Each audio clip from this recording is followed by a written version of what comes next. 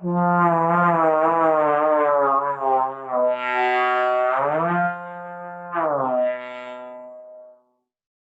I you guys?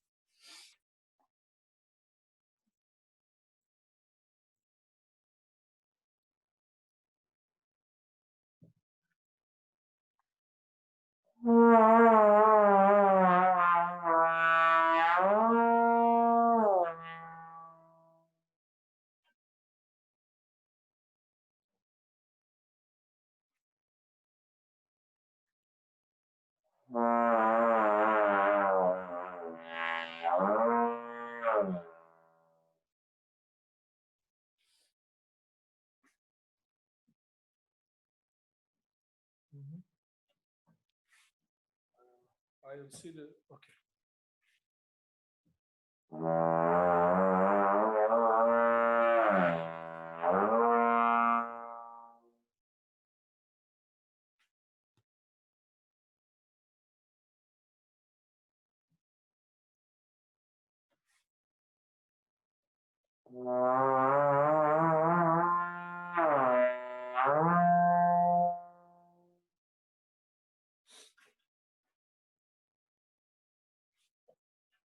I don't see anybody else now, but I hope you can see me.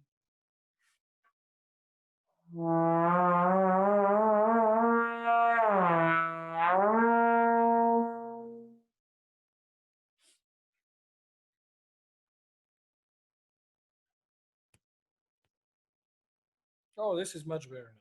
Sorry, I have a small problem. Okay.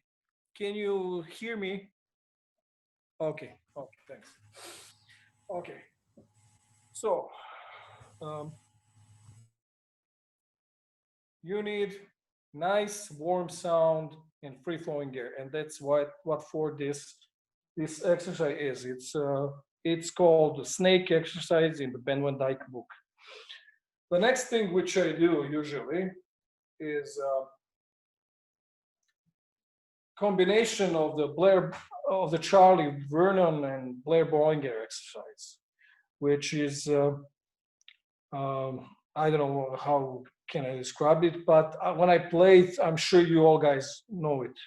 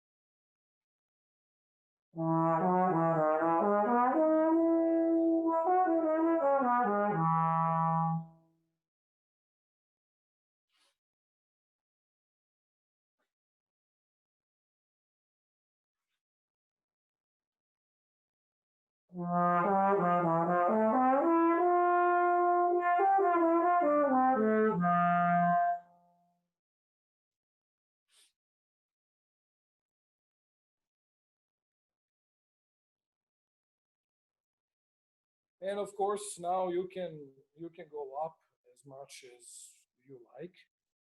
Um, I usually do it until the B1, this exercise, but we don't need to do it now because we have some other things to do. So, also after this, I always do scales in the Blair Bollinger. Showed me some exercises which are playing like a scale from low F in 2 octaves, and you play it F major, then F sharp major, then G major, into 2 octaves up with glissando. So it's totally open throat and just free flowing air. And you know, although this is a bass trombone, uh, we should be able to go till the D2, so D major. Bass trombonists need to be able to go to D2. So we can try to go like this. Sure. It's very strange. I cannot hear anybody of you, so it's like I'm talking to myself. It's okay. We hear you great, and it's wonderful stuff. Can I ask a question? When you say the Sure. D2, do you mean the D that's 1 octave and a second above the middle C? Is that the D you mean, or? That's the D above the bolero B. Oh, okay. Okay. Super. Thank you. Okay. Okay. Great. Thanks. So we're going to do now F major, 2 octaves, glissando style.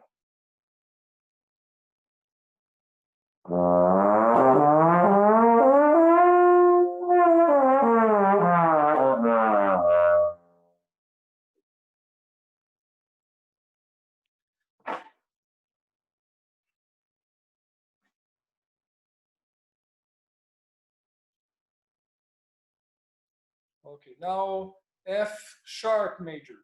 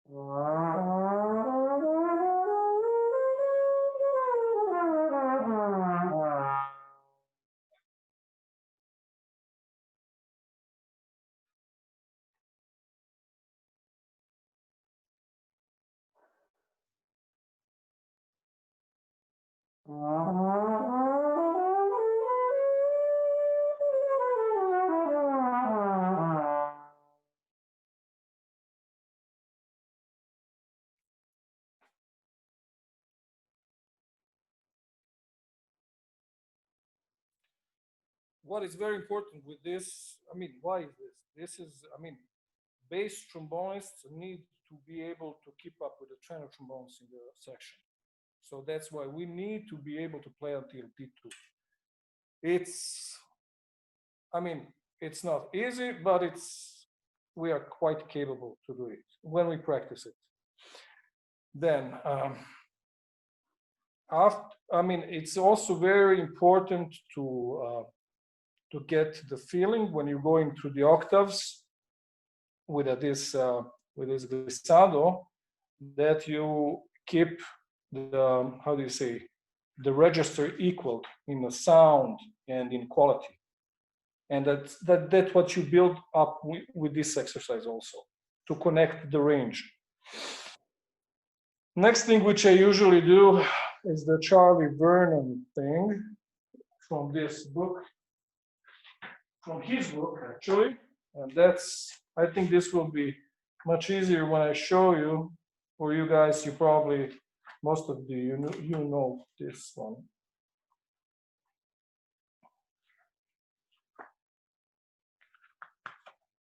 No, let me just find it. Where is it?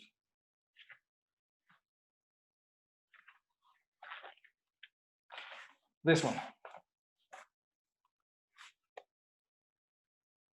This one, if I don't know if you can guys see it, but this is the usually which I do it like this.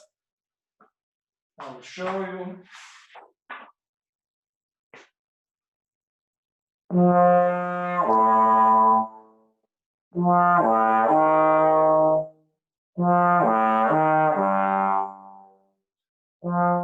And so on. Do you want me to do it? I can do it bar by bar. That would be great if you could show us one piece at a time. We'll put it together by our ear. That would be really helpful. Thank you. Okay. So F A. Now you guys.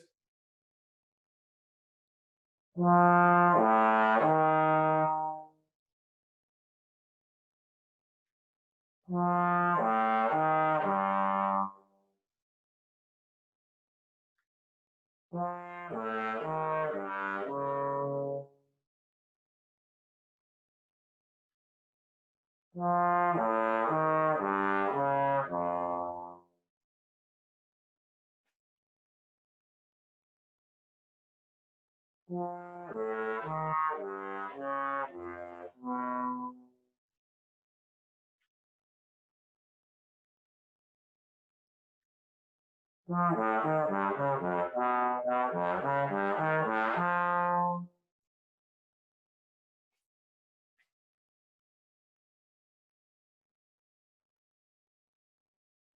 that's the one. That's the one. Then the same exercise, but the B version.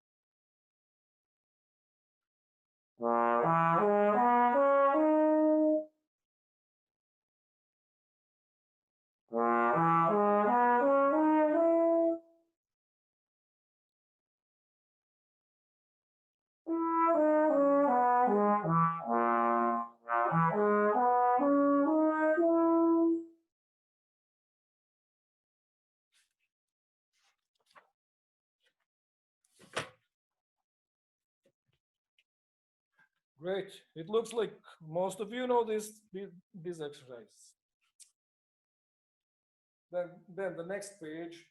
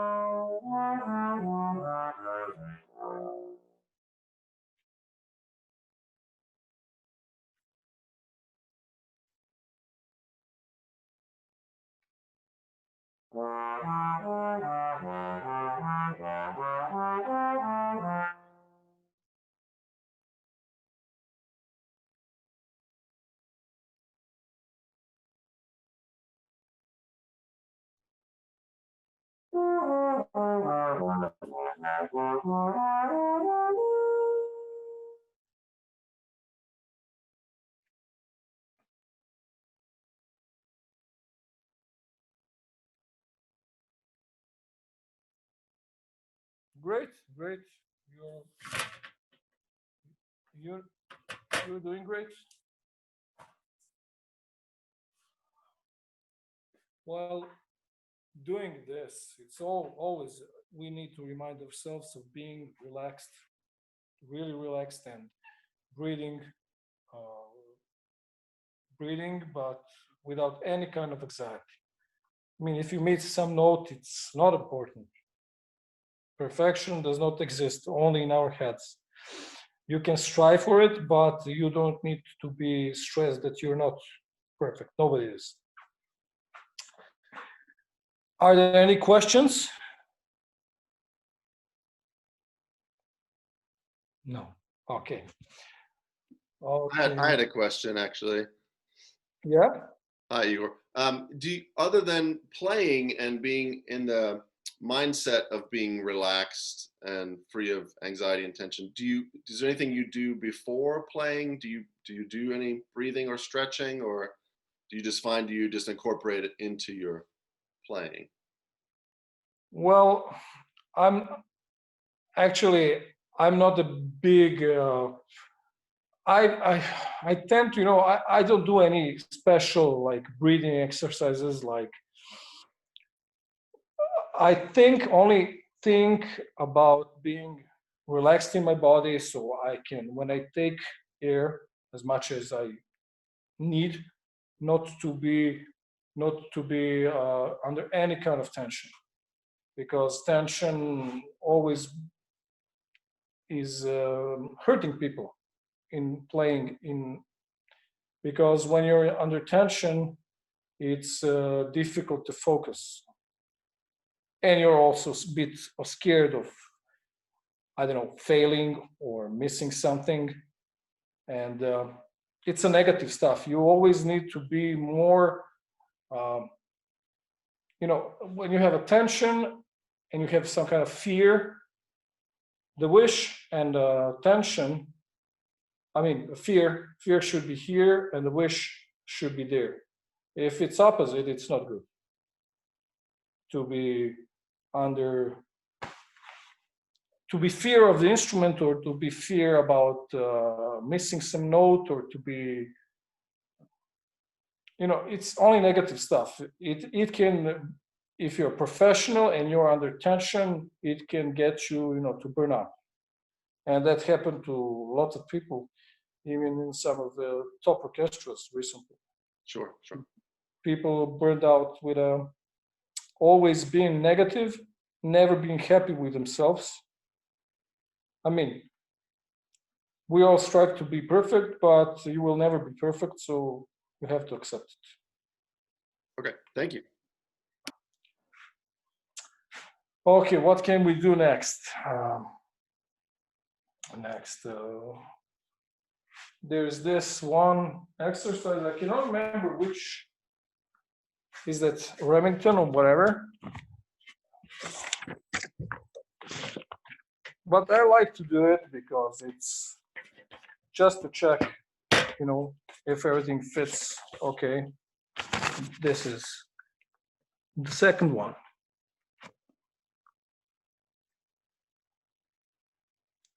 So I can show you, and maybe some of you will, how do you say, recognize it.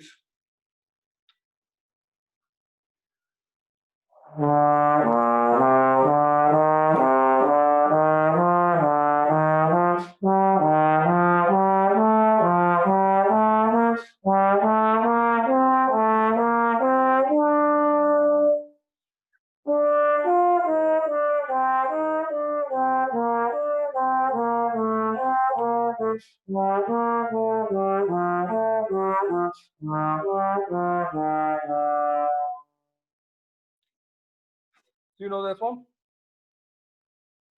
I think it's Remington. I'm not sure, but I like to do it. So I can play the first line, and then you guys play it. If you know it, you can play it. Otherwise, try to remember it. Let's try.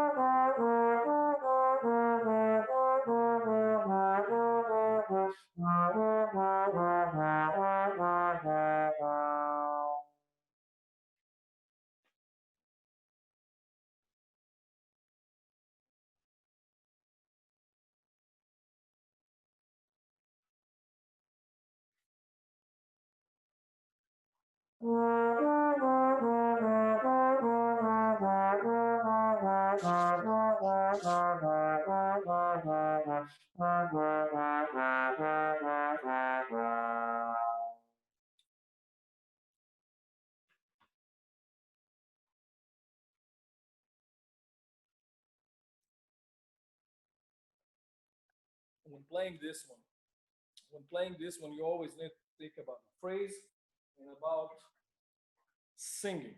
You can play it once legato, then second times you can play it tenuto or détaché, but always needs to have its phrase, like going phrase from the top to the bottom. Always think about the phrase, and then you will get the feel of the air for you. The body will follow. If you think about the phrase, the body will follow what needs to be done. Okay, next thing, which I mean, all of these things, those are basics, which if you want to have a long career as a trombonist, you do it every day. You do this every day. I do it every day for last I don't know how many years. I mean, I tend to mix it and to make it more interesting, so I don't do it every day the same way. You need to experiment, but one thing is always the same. It needs to sound well. It needs to sound healthy. It needs to sound like the imaginary sound which you have in your head. If you have some great sound in your head, then the body will try to follow. And these are the basics to do it. Okay, let me see what else can I usually. I do also every day some of the George Carlin daily routine, which he has on his website. You can download it. Those are these. If you know, you can download it on his website, George Carlin. And I mixed them with all of this, which we already did with the Charlie Vernon and the Blair Bowling and Ben Van Dyke exercises. Sorry if I'm a little bit, how do you say, hectic or messy, but this is the first time I do something like this, and I need some, how do you say, yeah, I need some practice also. It's great. We love the resources you're sharing. This is wonderful. Thank you. Thank you. Okay, so we can do George Carlin number 3, which is also basically it's also variation on the Charlie Vernon exercises, which only shows us how great those Charlie Vernon exercises are. They're never passé. They're just developed, as we can say. So, okay, we can do number 3. To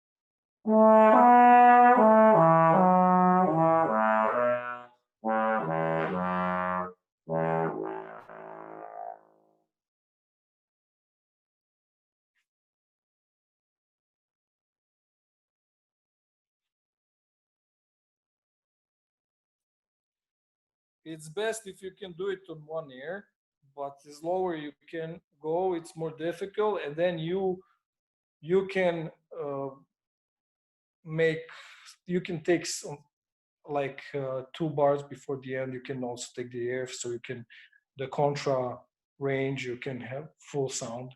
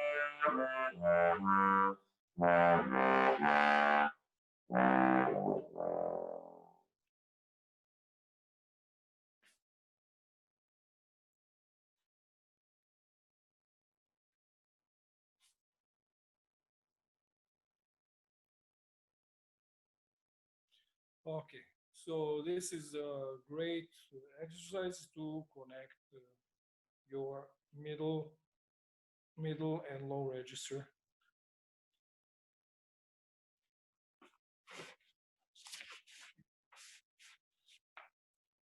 When you do all of these exercises, if you're missing a center of the sound with too much air, too big your hole, you need to check that. You always need to have a center focus of the sound. If you miss it, you get it. You can use this exercise.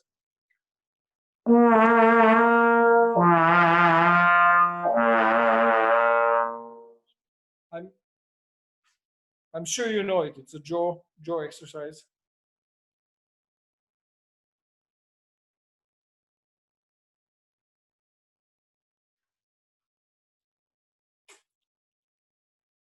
So get the focus back.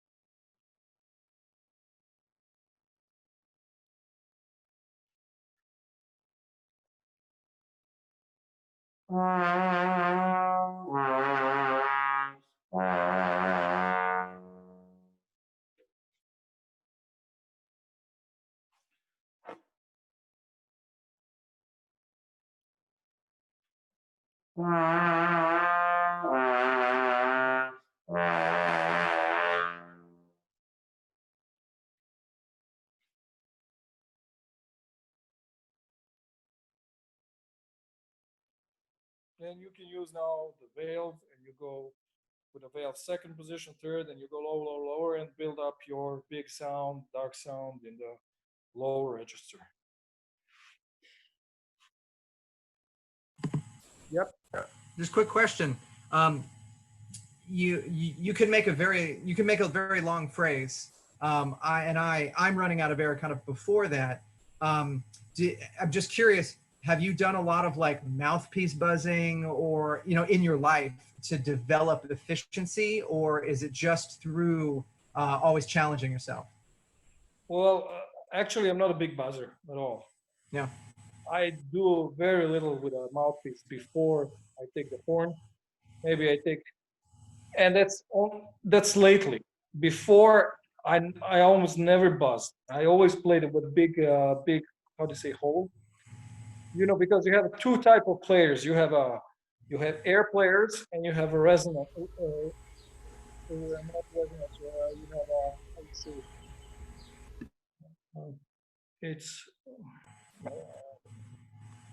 It's how do you say? I'm sorry, my English is a bit rusty, but you have a resistance. Yes, so resistance and air player. I mean, players on the air like Joe Alesi, big, lot of air, big, how do you say, big hole. Is And it you that? have like I think it's the typical, aperture. You mean that is the app? You mean like aperture, like the hole in the lips the air goes through? yeah. So you have a resonance, Okay. and you have air players, and I'm more an air player. So I've been buzzing only lately. Like I would do uh, just some octaves. You know, on a mobile phone, I have a piano, and you do one. I do with one scale, just do octaves on a mouthpiece, and I'm ready to go. No, that's what I usually do, and I know. So basically that's it. I do these exercises so I have so much air that I can make the phrase as longer as possible. Great. That's awesome. I'm gonna keep practicing. Yeah, sure. I should too. Yeah. Okay, what we're gonna do next? Next, we can do also from this same George Carlin book. I mean, it's not a book; it's his daily routines. Number 7. Number 7. This one. So it's we can do it together. So we.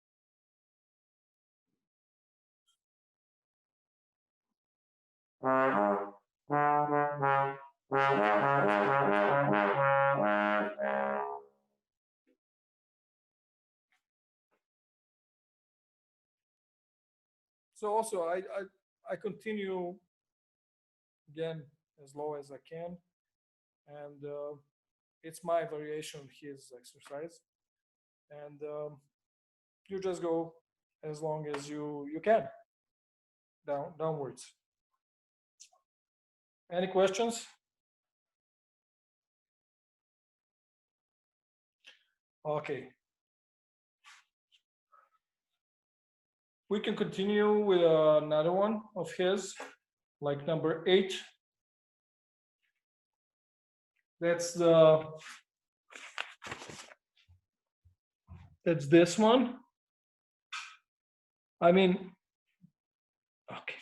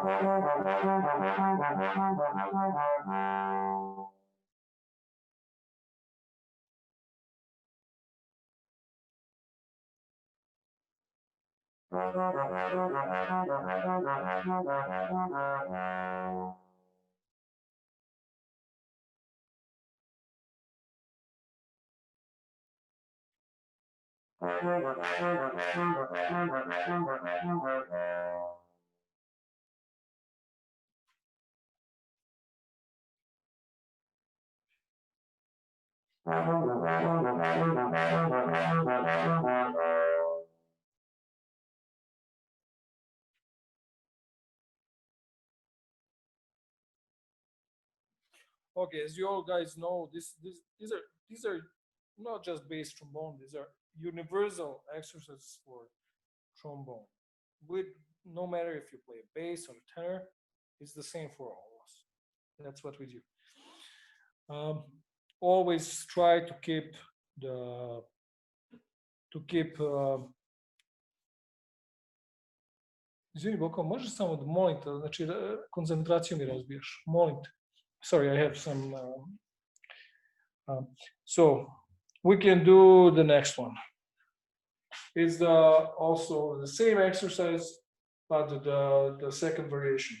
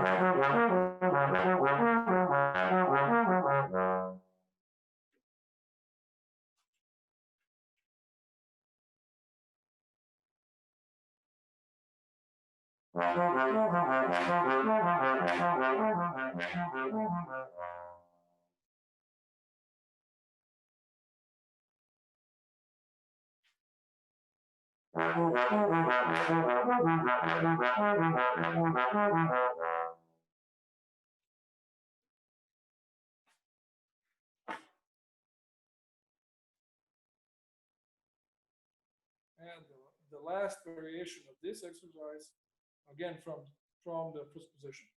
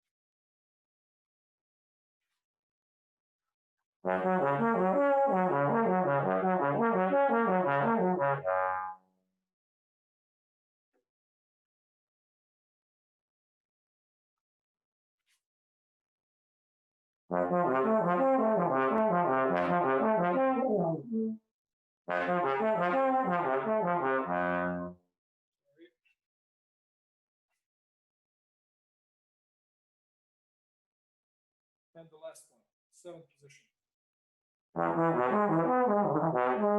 Let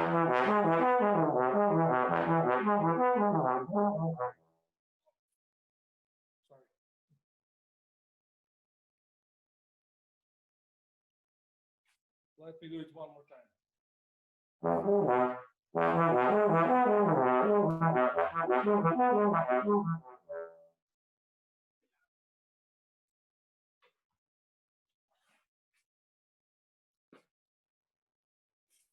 Yeah, I should start practicing that again. These are Any questions before it's, because you know this is the basically what I do. It's all variations on a theme, and since we're like all house, under house arrest in the last 2 months, you know, you need to find your own inspiration and your own method, and to try to do the best of this situation we are in. Any questions? Yeah, I was just going to say that a couple of weeks ago, Justin Clark, who plays bass trombone in Bern, Switzerland, he did a lot of lip slurs where he stayed on the valve like the whole time. And these George Coran lip slurs are Okay. really, they're really great. Like they're horrible, you know, in a great way. Like if you do like the low E flat or the low D or the low D flat and stay on the valve the whole time, I find that they're very they remind me of how much I need to practice. So they're really good. I appreciate you. Well, Judge Karen, he uses a lot of the second valve in his how do you say, in his exercises. He really makes the point of it a lot. But for people without a second valve, it's much more difficult. Then that's why I use it this way, more natural, more standard way, you know. Also, you have people who tend to use the second valve as much as possible, and there are people who play bass trombone which tend to use it not as much because they think still it's a slide trombone, it's not a valve trombone. It's a little bit a matter of the philosophy of the person who plays it, you know. Igor, can I ask you a question? Sure. You said something a few minutes ago that it said there's air players and there are resonance players. And I think I understand what you mean by that, but I never exactly thought of it like that. And so I was wondering, can you talk a little bit about that and what you feel is the difference between the two, and then maybe the benefits or the advantages or the disadvantages of these two different sort of approaches to playing? Well, yeah, the typical, if I would give you two examples of those two type of players, I can give you Joe Alessian on one side, with he's a really air player like he is, and on the other side you have Jürgen van Ryan, which is a totally resonance player, resistance. That's much better. How do you say describing word? And they sound totally different, yes, because they use the air differently. They use the air, and their embouchure and their apparatus is very different. And that has to do with the nature of the guy himself, you know, with people who have, I mean, of course, you cannot make those rules 100%. You always have exceptions. But you have to find your own nature if you're one or the second, you know. You should know if you're resonance, not resonance, what it is. Resistance. Sorry, I used the wrong word. Resistant player, or you're an air player. Myself, I'm an air player. And sometimes it's much more, actually, it's much more difficult because you need to practice a lot more to have your air done, how do you say, to get your air always right in balance with your chops. And on the other side, the resistance players, they tend to buzz more, and their way of playing is significantly different. So is it sort of like the air players are more like kind of driving the air through a little bit more and focusing on the speed of the air to get the note, and the resistance players are a bit more like, how do I say, focusing Less more on the air, buzz more, and yes, more buzzing, more buzzing, okay, more resistance.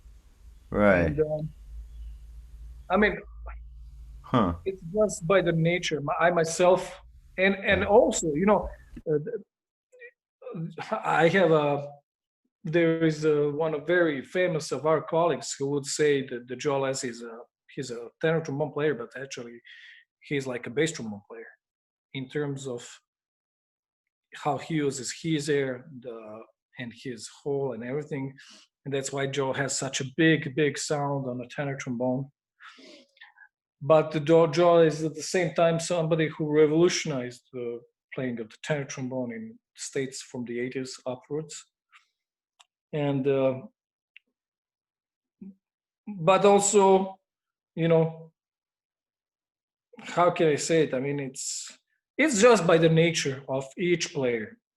I'm sure that everybody of you who plays trombone a long time, he can say I'm a resistance player or I'm a air player. You know, like I play bass trombone and I'm more like a Wechselposaune. I play both tenor and the bass, and I've been in the Philharmonic for 25 years. And first I played the second trombone. Then I became from 2001 Wechselposaune, changing both second and bass. But I always played a big tenor, dual bore, Edwards, and big mouthpiece. So that's my nature, as it is, you know. And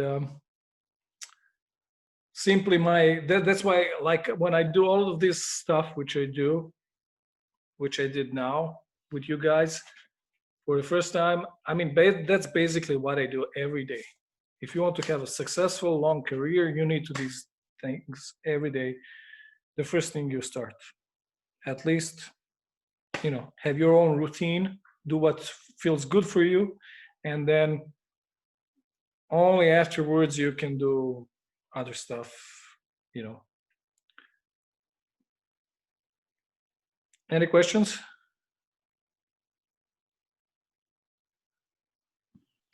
I think, can you hear me?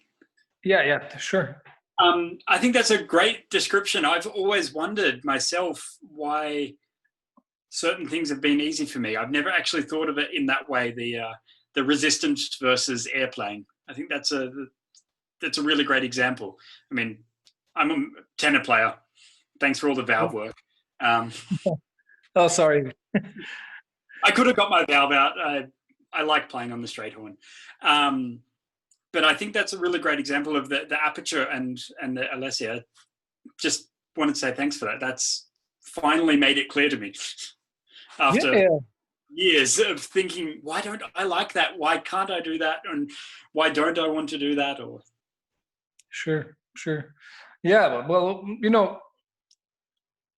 basically what I told you about Jürgen von Ahn and Joel Ezzi, they're the two, how to say, poles of the same spectrum of the trombone playing, but totally different. And I would put Ian Bosfield somewhere in between. I know Ian Bosfield well, really, we're good friends, and sometimes I cannot figure out if he's an air player or resistance player. He's like doing the best of the both kinds. I was thinking about when you said this because, and I studied with Ian, and I remember he said this one time in a lesson that I think some registers he kind of drives the air, and other registers he kind of floats depending on the sound color. So I wonder if maybe can you sort of do both if you understand, because sometimes when I'm playing like above a high C, if I just drive the air through, I get a better result. I don't feel like I can float up there. It has to be just like all on. But and make maybe a bolero range, you can maybe sort of float a bit more. So that's why I was asking. I never thought about that so much. But when you said that, it made me start to think about, I don't know, how I play and how I can, use it to change maybe the color that I want or something like that. It was a very interesting idea I never really thought about. So that's Yeah, why. yeah, yeah. Yeah, yes. That's well. What you studied with Ian? What would you say about his playing? Is he resistance or air At, player? at first, I thought resistance, um, but I'm not sure now because he seems to be like I don't know if you played his. He had a trombone custom made. It's a Getzen horn, I think, and I played it, and I remember the pressure coming back on it was very very heavy. It was a lot of resistance in the trombone, and I remember thinking, being very surprised. It was not a very free flowing instrument. It was very kind of back. So maybe I don't know if that's something that he likes or what he wants. But I don't know. I'm not sure actually, to be honest with you. I'm just thinking about it now. This is a very interesting concept. I thought about a little bit in my life, but now this is the first time I really kind of thought about it in this way. Yeah, yeah. But when you think about I think that the resistance player, they have it easier. They have easier life, you know, because we always have to be who we play on a lot of air. We all want to sound like Charlie and like big bass trombone players, and then we need to work so much to have that kind of. And also when you speak with Charlie, he plays with his students the whole day, so he works a lot even at his age, you know, to sound like that. And the resistance players, they just they have different technique. They have different technique, which actually I think doesn't need so much practicing. I don't know if that makes sense, but to me, Yeah, it does. It's an interesting concept. For Yeah. me, one of the questions that I have, I guess, is do you choose that or does that choose you? that chose me. That chose me Player, definitely. yeah. That definitely. I always, even when I played a tenor in a how do you say, when I was like 12, 13, I had the nice warm sound, but like I didn't have much of the high register, but I always had a beautiful sound. And that's because the air which I used, the way I used it. But like when I was like 15, B1 of the Bolero, that was for me like the most difficult stuff to play, you know. And and as you say, it shows me I just, definitely, definitely. And then I chose the bass trombone for my like, how do you say, for the later part of my career. I also, I had a question for you as well regarding this. I'm assuming you teach a lot of students, Well, or actually, I don't. oh Actually, I no, don't. okay, No. hey, cool. I can imagine that if somebody has a teacher and one of the two is an air player and the other one is more of a resistance player, if that kind of creates this challenge for the teacher and the student to really be helpful for each other. Well, yeah. Well, teachers should know to recognize. Teacher should know to recognize what kind of player it is and what's good for him. Because if you go against his nature, it won't work. I have seen one of my colleagues on academy, which was blindly, how do you say, believing his teacher, which was actually a resistance player. And this guy was an air player. And this teacher insisted of him buzzing, like the slow car exercises and stuff. And the guy just, how do you say, the student just started to work with this professor. And this professor insisted to do it his way, which is actually a slocker way. And it didn't work at all. Like this guy, who is now the principal trombone in one of the regional orchestra, he had a terrible time for like 2 years. He lost his range, he lost his confidence, he lost his self-esteem. and you need to, sometimes you have to, I mean, not to choose, but you have to recognize if something is against your nature. I just had a thought, and maybe this will shed some more light on it, because I've spent a lot of time going back and forth between buzzing and not buzzing and trying to decide, do I think it's healthy or not? Because there's a benefits, but there's also problems. Lately, I've been doing a lot of buzzing, like the last 2 weeks, and I'm getting a lot of good results. But I think the technique of how I buzz is different than before.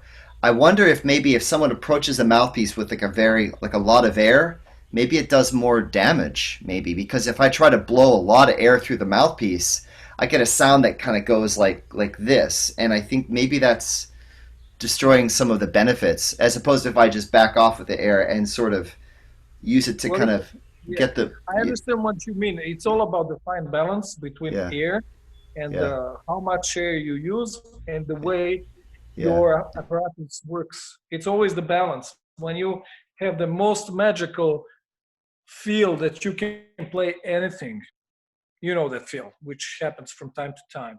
That's when the balance between air and your apparatus here is good. If you have too much air and your chops are not doing their stuff correctly, then you get that feeling which you told me now. It's always the balance, air and chops. Chops without an air, it doesn't work. Air without the chops, it doesn't work. yeah.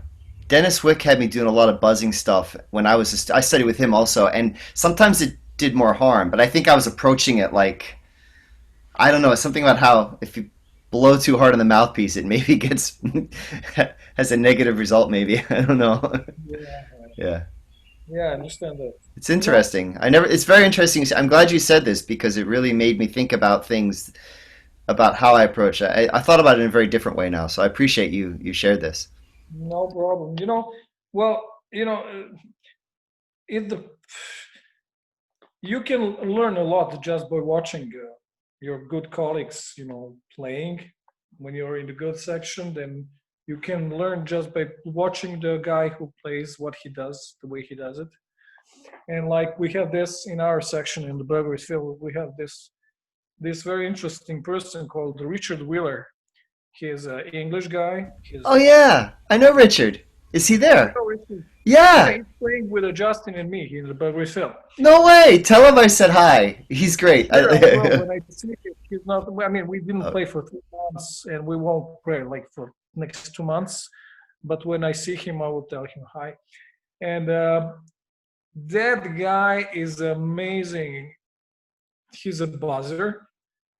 But if you would tell me now, I also cannot, like with Ian, I cannot say if he's a resistance or air player. Sometimes I think he's definitely an air player, but he's as a buzzer, he's great, and he has his own way, but it works, and you can learn so much just by watching him. How do you know Richard? I lived in the United Kingdom for 7 years, and he and I freelanced together. And then I bumped into him. He's worked all over the world. He was in Italy for a while. I bumped into him at an audition in USA a few years ago, and we had a bunch of beers in San Francisco. And then, so we've sort of been. It's kind of like Lars, Carlene. We've sort of always been crossing each other in different countries and places. So, yeah. Yeah. Well, yeah, Richard, he changed a lot of orchestras in in Italy, and now he plays with us. He's a co-principal trombone, and he's really great player. I mean, it's really a great privilege to play with him. Really, he's always on top of his game, and I mean, it's great. And any questions from you guys, Jason?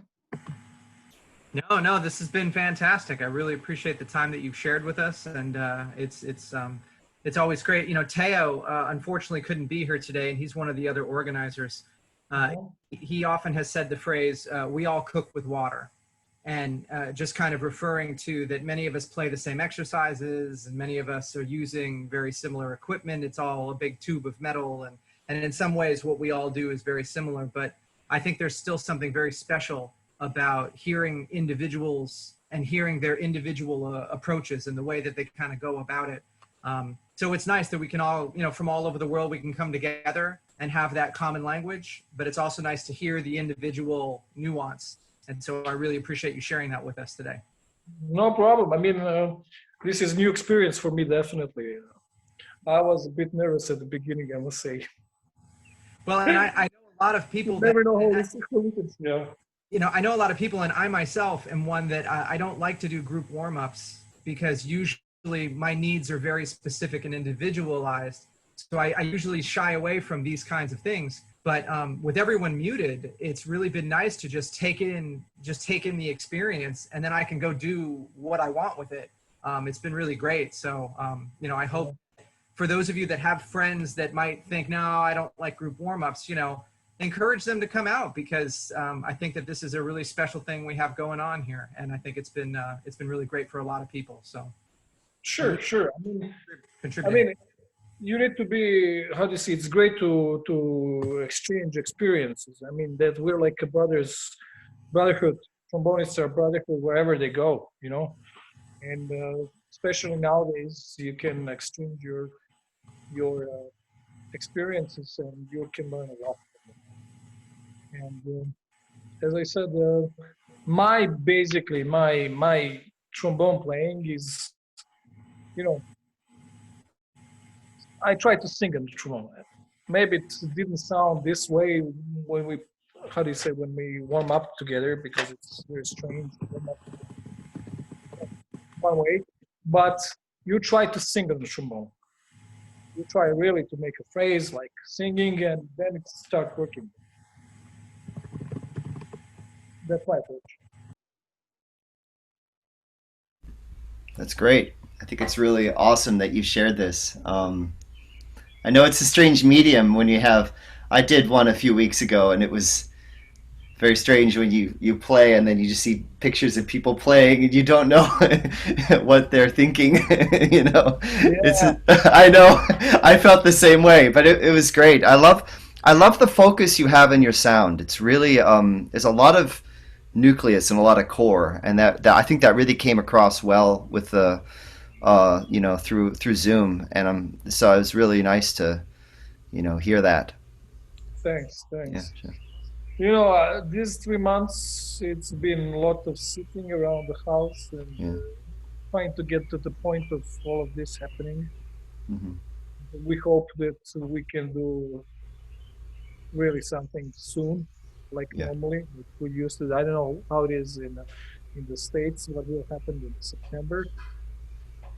But I hope we start our season in September normally. Like here in Belgrade, the things are almost back to normal. You know, but I wish you all guys good health and keep practicing, you know? Yeah. Make the most Great. of it. Yeah. Thank you, Igor. Yeah. Appreciate it. Thank you And so Thank you much. for inviting me and to meeting you all guys. Yeah. Good meeting you. Super. I hope we can meet someday in person. So. Sure. When you know, if you're people in the neighborhood, drop by the Belgrade and we can hang out. I will. Thank you so much. This is great. So, great. All right. Well, all right. Well, we'll see you. I can't remember when the next one is, but an email will be coming. Should be Wednesday, and Sebastian Bell's going to be doing a session. Oh, yeah. Sebastian. Okay, great. Yeah, so I'll send out a flyer to everybody. So if you have friends that want to get on the list, just shoot me an email and look at the info. 2 bass trombones in a row. That's great. I gotta work I have to practice my low notes to keep up with this. Flow. Dominic, you're gonna have to better put your trigger on, mate. Okay. Oh yeah, okay, good. Super. All right, we'll see you later, everybody. All right, cool. Thank you, Igor, so much. Thank you. Thank you, Igor. Be well. Okay, bye-bye. Oh, yeah. Oh, hey, Igor? Are you Yeah. still there? Oh yeah. Hey. I Yeah, just yeah. wanted to say sorry. I had to wait to let you in. I didn't see you in the waiting room, so there was a bit of confusion No, there. So it's no no, it's problem. It's probably, I mean, I've been using this Zoom like 2 times before, and okay. I need Yeah. to, just to get hang of it. Okay. Where are It you was. from? I'm from USA. I lived in Where, United which King. part? I live in Cincinnati. I, Okay, Cincinnati. yeah, I play in a few orchestras around here. Great, So great. yeah. Yeah. So, but yeah, but it was really good to have you, and it was really nice to meet you and hear you play and hear your ideas. So thank you. And if you come to USA, let me know. We'll have some beer or something. No problem, no problem. And tell me, is Kentucky nearby? Kentucky? Yeah, I actually live in Kentucky. Cincinnati is on the border, so I live in Kentucky, but Cincinnati's in Ohio, but it's there's a river, the Ohio River, and that's the border. So So probably, I think the Justin is also in the Cincinnati or whatever. Yeah, Justin um, Crochet. I'm not actually. I don't I think. know. Wait, does he lives? Wait, he plays with you, right? Or Yeah, he plays with Richard and me. okay, but he's from I'm not Cincinnati. sure where he's from. Yeah. I'm gonna send him a message on Facebook and ask him because always see his on Facebook. I always see his name coming up as somebody a trombonist I know, but I don't think I ever met him. No, I just asked, maybe you're from the same city, so maybe, Could be. maybe. Yeah, but yeah, like Kentucky is it's yeah. I Cincinnati is in the state of Ohio, but I live in Kentucky, which is I could walk to Cincinnati in like 30 minutes. So Yeah, I think that you guys don't live in the same city because he told me the same. But yeah, always, probably. Yeah. So always, he Cheaper to lives live in here Kentucky. and he plays, but now with this virus, yeah. he came back home. Oh, he's in the USA now. Okay. Yeah, he's there, Oh wow. and I Okay. can feel this thing. Okay. I Okay. usually he's, I don't know, he's maybe in Italy or in Okay. England. Okay. So I didn't see them like for 3 months. I Okay. hope. Yeah. Yeah. Hopefully But- soon. Okay, guys, it was great having Yeah. Thank you so much. you. And until next time. Yeah. Next time, be well and be safe and yeah, be safe and yeah, everything. So, okay. Thanks. All right. Cool. Ciao. Bye Best bye. of luck. Take care. Thank you again. Bye-bye. Bye.